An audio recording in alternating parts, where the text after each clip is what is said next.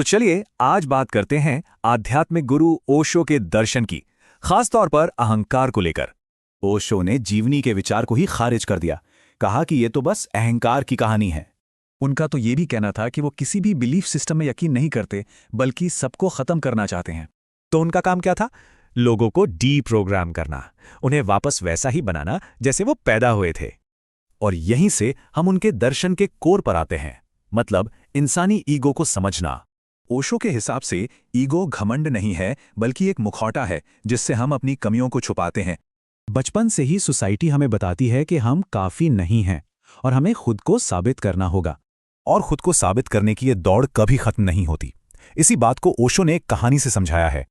एक चूहा पहले बिल्ली, फिर चीता और आखिर में शेर बनता है, और उसका ईगो इतना बढ़ जाता है कि वो बोझ बन जाता है।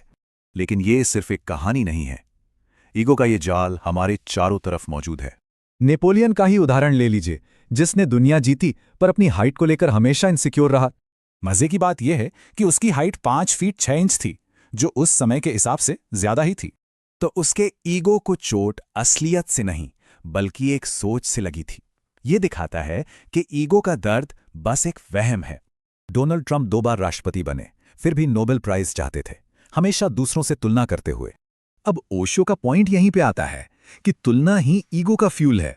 तो सवाल ये उठता है, अगर ये दौड़ बेकार है तो इससे बाहर कैसे निकला जाए? लेकिन ओशो कहते हैं कि ईगो को छोड़ने की कोशिश से एक नया ईगो पैदा हो सकता है। मैं ईगोलेस हूं, इसका ईगो। तो सॉल्यूशन लड़ना नहीं, बल्कि ईगो को बस समझना है। बुद्ध का रास्ता यही था। ईगो को देखो, समझो कि वो कहां से आता है, और अपने अंदर के खालीपन को एक्सेप्ट करो। अगर ईगो को फीड नहीं करोगे तो वो खुद ही खत्म हो जाएगा, जैसे ताश का घर हवा से गिर जाता है। पर इसमें एक मुश्किल है। सोसाइटी को ज्ञानी लोग नहीं चाहिए, उसे तो बस एक कुशल मशीन चाहिए। और इसी मशीन जैसी जिंदगी का फायदा सोशल मीडिया, शॉपिंग और कॉर्पोरेट कल्चर उठाते हैं। तो असली बात यह है, ईगो के बिना जीना मतलब चिंता से नहीं, बल्कि खुशी से काम करना। तो आखिरी सवाल यही है, क्या एफिशिएंसी से भरी इस दुनिया में सेल्फ अवेयरनेस ही आजादी का रास्ता है?